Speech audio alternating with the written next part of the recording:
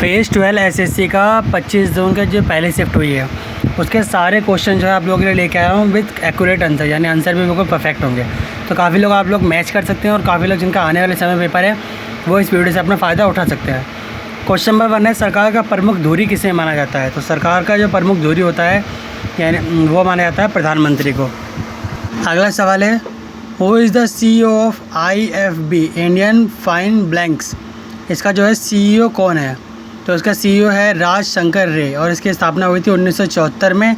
इसके जो संस्थापक और चेयरमैन थे वो थे बिजोन नाग। ठीक है, तो अभी इसके CEO कौन है? राज शंकर रे। अगला सवाल पूछा गया है कि नोबेल गैसों की खोज सबसे पहले किसने की थी? तो इसका सही आंसर है स्कॉटिश वैज्ञानिक सर विलियम रामसे ने इसकी खोज की थी। किसकी? नोबेल गैसों की। स्कॉटिश वैज्ञानिक थे सर विलियम रामसे। अगला सवाल, पुडुचेरी के लोकप्रिय लोक नृत्य गर्दी किस महाकाव्य से संबंधित है? तो ये जो गर्दी जो नृत्य है पुडुचेरी का, ये जो है रामायण से संबंधित है। जब वानर सेना रावण को हरा के वापस आई थी तब उन्होंने जो है ये वाला नृत्य किया था। कौन सा? गर्दी। पुडुचेरी का ये अब भी एक लोक नृत्य है। ठीक है, तो कहाँ से संबंधित है ये?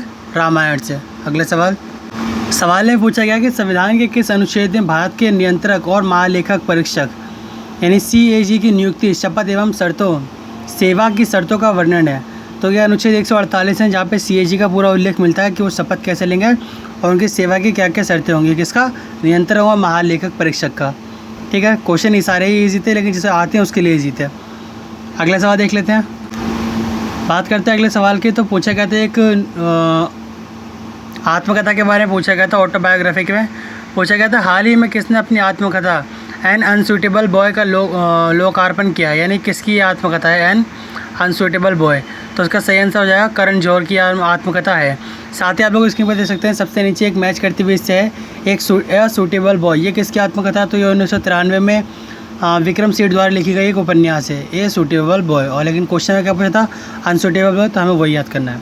अगला सवाल है, किस अधिनियम को भारत के संविधान का मूल आधार माना जाता है? तो भारत सरकार अधिनियम 1935 को ही जो है भारत संविधान का मूल आधार माना गया था। ठीक है, अगला सवाल, ये वाला सवाल आसान होना चाहिए आप सभी लोगों के लिए, क्योंकि जो भी तैयारी करता है उसके लिए ये कभी ना कभी उसकी आंखों से ज़रूर सवाल गुजरता है कि कौन सा जो है मूल आधार माना गया था भारतीय संविधान का। तो वो था भारत सरकार अधिनियम 1935। अगला सवाल देख लेते हैं। अगला सवाल है, सशस्त्र सीमा बल यानी SSB किन देशों की सीमाओं पर सुरक्षा के लिए उत्तरदायी है? तो इसका सही आंसर था नेपाल और भूटान। इसी तरह से अलग अलग तरह की सीमाएँ वो हमारे बल होते हैं, जैसे BSF हो गया, ITBP हो गया। तो BSF जो हो गया वो भारत के म्यांमार सीमा, पाकिस्तान और बांग्लादेश सीमा के लिए उत्तरदायी होता है और ITBP जो है वो भारत की चीन सीमा के लिए उत्तरदायी होता है। इसी तरह से आप लोगों को सारी याद रखना है। अगला सवाल देख लेते हैं। निम्नलिखित में से कौन सा फुटबॉल लीग है? तो ऑप्शन दिए गए थे 4-5, उसमें जो है एक ISL था। ISL का मतलब होता है Indian super league, full form थी ISL की। तो ये जो है वो फुटबॉल से रिलेटेड है, ये क्वेश्चन में आया हुआ था। अगले सवाल पूछा गया है कि कबड्डी खेल में प्रत्येक टीम में कितने खिलाड़ी होते हैं? तो इसका सही आंसर हो जाएगा 7 खिलाड़ी होते हैं एक टीम में। इसके अलावा अगर हम बात कर ले जाए हॉकी की, फुटबॉल की या फिर क्रिकेट की, तो उसमें 11-11 खिलाड़ी होते हैं हर एक टीम में। अगला सवाल देख लेते हैं। पूछा गया है, महाबलीपुरम के रथ मंदिरों का निर्माण किसके द्वारा किया गया था? तो ये पल्लव राजा थे नरसिम्हा वर्मन प्रथम ने 7वीं शताब्दी में किया था। यानी जो महाबलीपुरम के रथ मंदिर था इसका निर्माण पल्लव राजा नरसिम्हा वर्मन प्रथम के द्वारा 7वीं शताब्दी में किया गया था। अगला सवाल पूछा गया है, which state has the largest number of immigrants? Immigrants का मतलब होता है अप्रवासी। अप्रवासी यानी ऐसे स्टेट के बारे में पूछा गया है जहाँ पर सबसे ज़्यादा लोग प्रवास करके आते हैं। ठीक है, अगर वो प्रवासी पूछता यानी माइग्रेंट्स पूछता तो जहाँ से लोग जाते हैं, लेकिन इसमें इमिग्रेंट्स पूछा यानी अप्रवासी कहाँ से लोग सबसे ज़्यादा जहाँ जिस स्टेट में आते हैं। तो नंबर 1 पे हमारा महाराष्ट्र, नंबर 2 पे है दिल्ली। महाराष्ट्र आंसर में था तो महाराष्ट्र इसका सही आंसर हो जाएगा। अगर जाने वाले में पूछता तो उत्तर प्रदेश नंबर 1 पे आता और बिहार नंबर 2 पे आता। अगला सवाल दे रखा है, कोश का भित्ति बनी होती है, यानी जब पूछा गया है स्पायरो गायरा की कोश का भित्ति जो है किसकी बनी होती है? 4 ऑप्शन दे रखे थे, सेलुकस, पैक्टिन, लिग्निन या फिर चिटिन। तो इसका सही आंसर हो जाएगा सेलुलोज। ठीक है, स्पायरो गायरा की कोश का भित्ति किसकी बनी होती है? सेलुलोज की बनी होती है।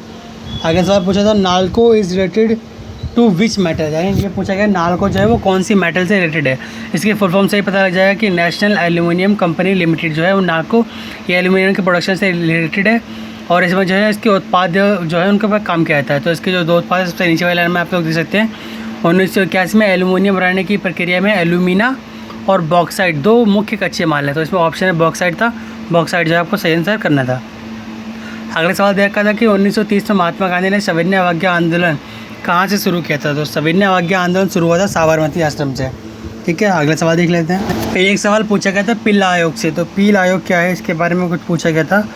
तो ये 1936 में ब्रिटिश सरकार ने जो है फ़िलिस्तीनी अरबों और यहूदियों के बीच में अशांति के कारण एक जांच की एक आयोग बनाया था, उसका नाम था पील आयोग।